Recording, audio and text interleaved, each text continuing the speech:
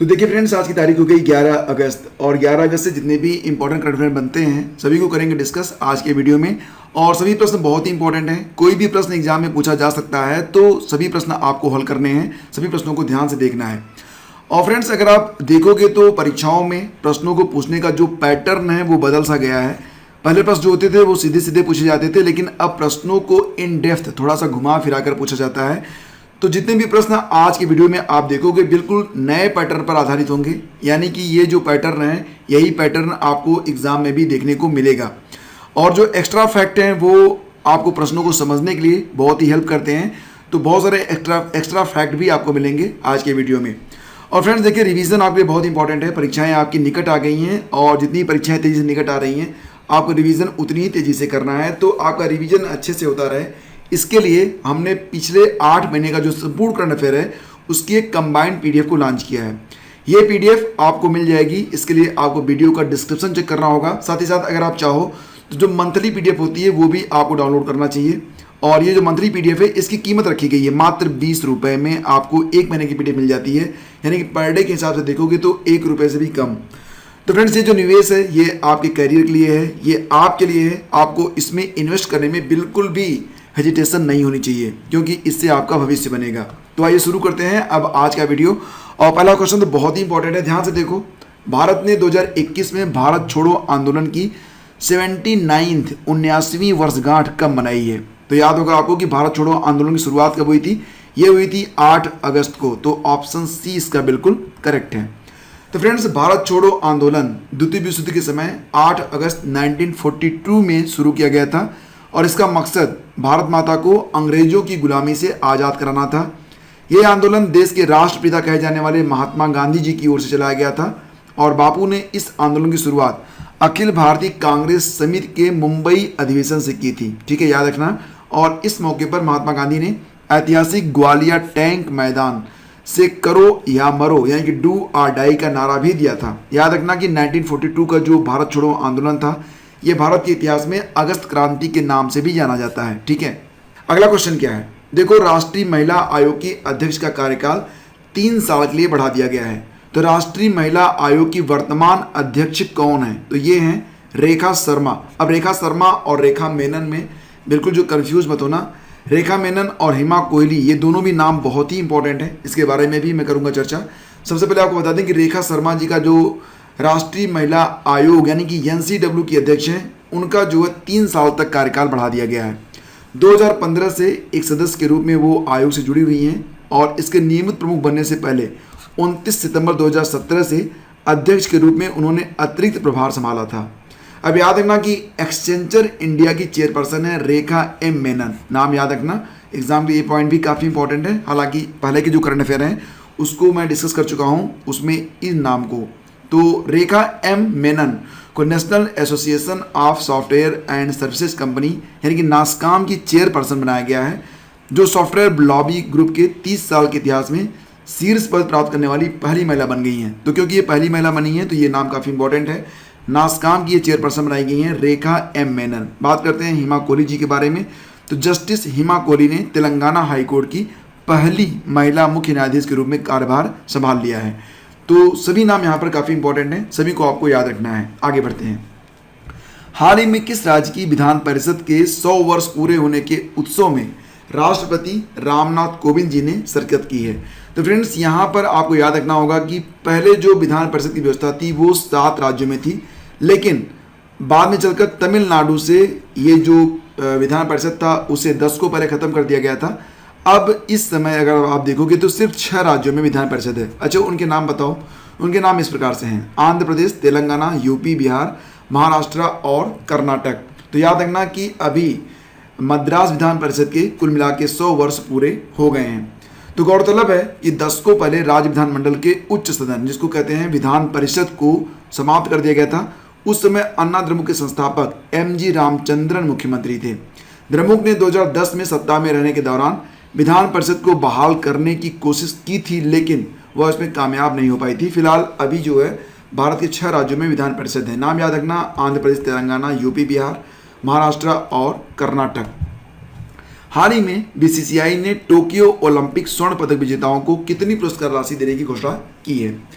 तो जो current affair अब मैं आपको पढ़ाऊंगा पीटी की परीक्षा तक, तो उसमें मैं बहुत ही शार्ट में आपको सभी फैक्ट बताऊंगा ताकि आपका जो समय है वो कम लगे और करंट अफेयर और एक्स्ट्रा फैक्ट से आप परिचित होते हुए भी आगे बढ़ें। तो 20 तारीख के बाद जो करंट अफेयर आएगा वो थोड़ा सा जैसे पहले होता था डिटेल में वैसे ही रहेगा।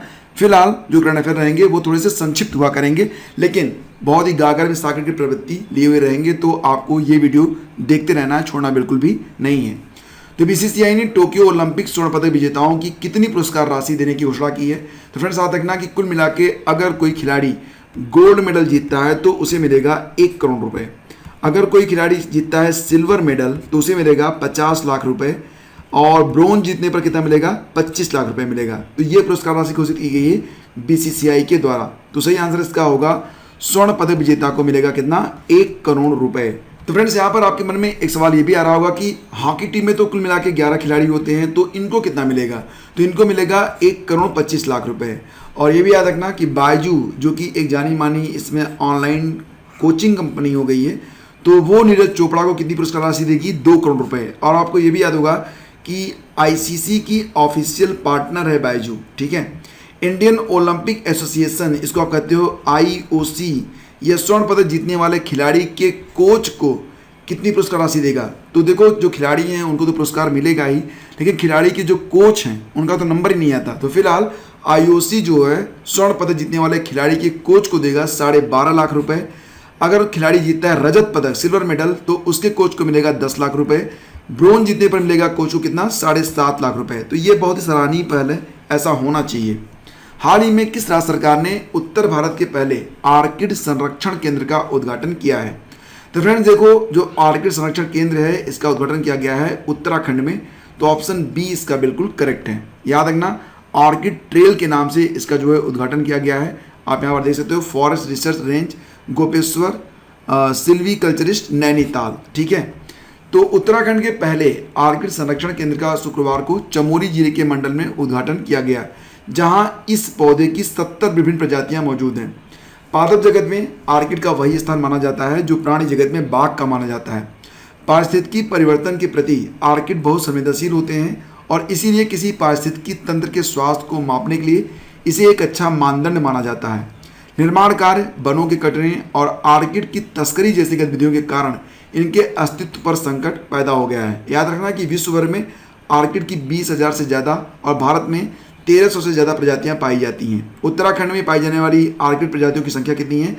239, नियर अबाउट 240 याद रखना। और पिथौरागढ़, जौल जीबी, गौरी घाटी में 127 और मंडल क्षेत्र में आर्किड की 50 से अधिक प्रजातियां मौजूद हैं वर्तमान में, ठीक है। उत्तराखंड सरकार ने किसे महिला सशक्तिकरण विभाग का ब्रांड एम्बेसडर बनाया है? तो फ्रेंड्स उत्तराखंड सरकार ने महिला सशक्तिकरण विभाग का ब्रांड एम्बेसडर बना दिया है। ये तस्वीर आप जरूर पहचानते होंगे, ये वंदना कटारिया हैं। ऑप्शन ए इसका बिल्कुल करेक्ट होगा। तो वंदना कटारिया जिन्होंने टोक्यो ओलंपिक में हैट्रिक लगाने वाली ये पहली भारतीय महिला खिलाड़ी बन गई हैं। तो उत्तराखंड के मुख्यमंत्री पुष्कर सिंह धामी ने 6 अगस्त को भारतीय महिला हॉकी टीम की खिलाड़ी वंदना कटारिया को महिला सशक्तिकरण और बाल विकास विभाग का ब्रांड एम्बेसडर बनाने की घोषणा की है। टोक्यो ओलंपिक में टीम के शानदार प्रदर्शन में अहम योगदान देने वाली हरिद्वार जिले के रोशनाबाद गांव की निवासी वंदना के लिए उत्तराखंड सरकार ने 25 लाख रुपए की प्रोत्साहन राशि की घोषणा पहले ही की है।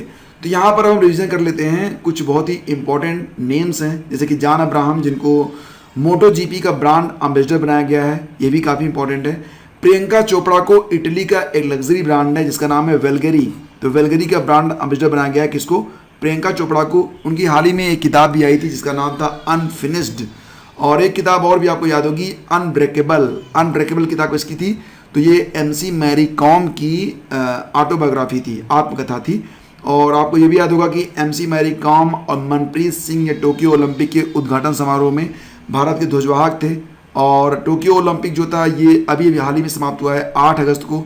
समापन समारोह में भारतीय दल का जो ध्वजारोहण किया गया, यानी कि भारतीय दल का नेतृत्व किया गया, वो किया गया था बजरंग पुनिया जी के द्वारा। बात यहाँ पर करते हैं MS धोनी के बारे में। तो MS धोनी ये home interior brand home loan के ब्रांड एम्बेसडर बनाए गए हैं। तो सभी नाम यहाँ पर काफ़ी इंपॉर्टेंट हैं। आगे बढ़ते हैं। भारत ने किस देश के साथ जायद तलवार 2021 नामक नौसेना अभ्यास का आयोजन किया है? तो याद रखना जायद तलवार 2021 का आयोजन किया गया है भारत और यूएई के द्वारा मिलकर। तो ऑप्शन डी इसका यहाँ पर बिल्कुल करेक्ट है। भारतीय नौसेना और संयुक्त अरब अमीरात की नौसेना ने 7 अगस्त 2021 को अबू धाबी के तट पर द्विपक्षीय नौसैनिक अभ्यास जायद तलवार का आयोजन किया है। तो फ्रेंड, जायद तलवार नौसैनिक अभ्यास का मुख्य उद्देश्य दोनों नौसेनाओं के बीच अंतःक्रियाशीलता और तालमेल को बढ़ाना है। ठीक है। हाल ही में विश्व आदिवासी दिवस भी मनाया गया। तो आपको बताना है कि विश्व आदिवासी दिवस कब मनाया गया। तो ये मनाया गया था अभी हाल ही में। कब? ये मनाया गया था 9 अगस्त को। दुनिया भर में रहने वाले आदिवासी समुदाय के लोगों की संस्कृति, भाषा और अस्तित्व को बचाने के लिए हर साल 9 अगस्त को अंतर्राष्ट्रीय आदिवासी दिवस यानी कि वर्ल्ड ट्राइबल डे मनाया जाता है। दुनिया में कुल आदिवासियों की संख्या लगभग 37 करोड़ है और इस साल के विश्व आदिवासी दिवस की थीम क्या रखी गई है? किसी को पीछे नहीं छोड़ना, स्वदेशी लोग और एक नए सामाजिक अनुबंध का आह्वान, leaving no one behind, indigenous peoples and the call for a new social contract. याद रखना कि साल 1994 में अमेरिका से अंतर्राष्ट्रीय आदिवासी दिवस की शुरुआत हुई थी। दरअसल अमेरिका में पहली बार 1994 में आदिवासी दिवस कार्यक्रम का आयोजन किया गया था, जिसके बाद से हर साल 9 अगस्त को विश्व आदिवासी दिवस के रूप में मनाया जाता है। अब बात हो रही है यहाँ पर महत्वपूर्ण दिवस के बारे में। तो अगस्त माह में जो अब तक महत्वपूर्ण दिवस मनाए गए उसको भी देख लेते हैं।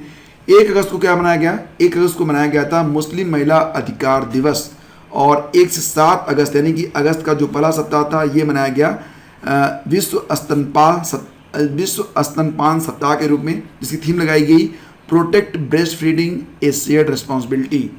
3 अगस्त को क्या मनाया गया था? हृदय प्रत्यारोपण दिवस। 6 अगस्त को हिरोशिमा दिवस, 8 अगस्त को अगस्त क्रांति दिवस और 9 अगस्त नागासाकी दिवस और विश्व आदिवासी दिवस दोनों मनाए गए। आपको याद होगा कि 6 अगस्त को हिरोशिमा पर जो बम गिराया गया था उसका नाम क्या था?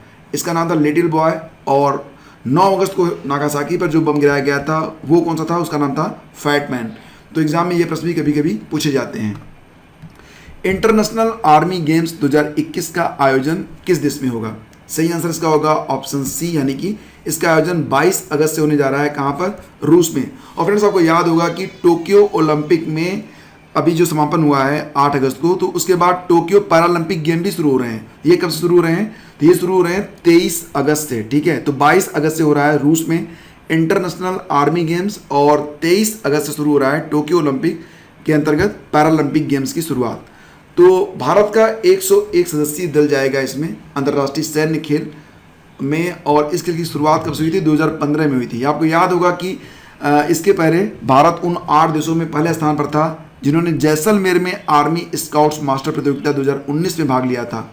और भारतीय सेना का 101 सदस्यीय दल दिनांक 22 अगस्त से 4 सितंबर 2021 तक अंतर्राष्ट्रीय सैन्य खेल 2021 में भाग लेने के लिए रूस रवाना होने वाला है। आईटीबीपी के इतिहास में पहली बार 2 महिला कॉम्बैट अधिकारियों के नाम शामिल किए गए हैं। तो ये नाम है दीक्षा और प्रकृति, यानी कि विकल्प डी आपका यहाँ पर बिल्कुल करेक्ट है। याद रखना, प्रश्न बहुत ही इंपॉर्टेंट है। तो यहाँ पर ये न्यूज़ कटिंग आप देख सकते हो। युद्ध के मैदान में जौहर दिखाएंगी दीक्षा और प्रकृति।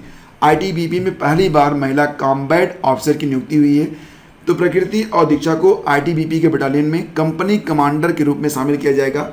52 सप्ताह की लंबी ट्रेनिंग के बाद ये असिस्टेंट कमांडेंट बन गई हैं। तो मसूरी में आयोजित आईटीबीपी अकादमी के पासिंग आउट परेड में इन 2 महिलाओं को कॉम्बैट अधिकारियों के रूप में शामिल किया गया है। प्रकृति और दीक्षा को आईटीबीपी के बटालियन में कंपनी कमांडर के रूप में शामिल किया गया है और 52 सप्ताह की इनकी ट्रेनिंग भी हुई है। तो आईटीबीपी मतलब इंडो तिब्बतन बॉर्डर पुलिस। इसकी स्थापना हुई थी कब? 24 अक्टूबर 1962। हेडक्वार्टर मिलेगा आपको कहाँ पर? नई दिल्ली में मिलेगा। वर्तमान में इसके जो डीजी हैं उनका नाम है एसएस देसवाल। ये आपको याद रखना है। और अब बात करते हैं क्वेश्चन नंबर 216 की। प्रश्न पूछा गया था कि मंगल ग्रह पर चीन के रोवर का नाम क्या है? तो फ्रेंड्स, इसका नाम है झुरोंग, यानी कि अग्नि का देवता। ठीक है। और अब बारी है आज के प्रश्न की। ये बताओ कि ऑस्ट्रेलिया के कौन से गेंदबाज T20 अंतर्राष्ट्रीय क्रिकेट में डेब्यू पर हैट्रिक लेने वाले पहले खिलाड़ी बन गए हैं? तो इनका नाम आपको बताना है। नीचे कमेंट करके आप जरूर बताना। और देखो, टेलीग्राम पर आज की पीडीएफ आपको मिल जाएगी, तो टेलीग्राम चैनल एक बार चेक कर लेना, वहाँ पर आपको पीडीएफ मिल जाएगी। और मंथली पीडीएफ के लिए आप वीडियो का डिस्क्रिप्शन चेक कर सकते हैं। और जो 8 महीने की कंप्लीट करंट अफेयर की पीडीएफ है फ्रेंड्स, उस पर जो विशेष छूट आपको दी जा रही है उसका लाभ आप जरूर उठा लीजिएगा। Thank you so much. Have a great day. जय हिंद।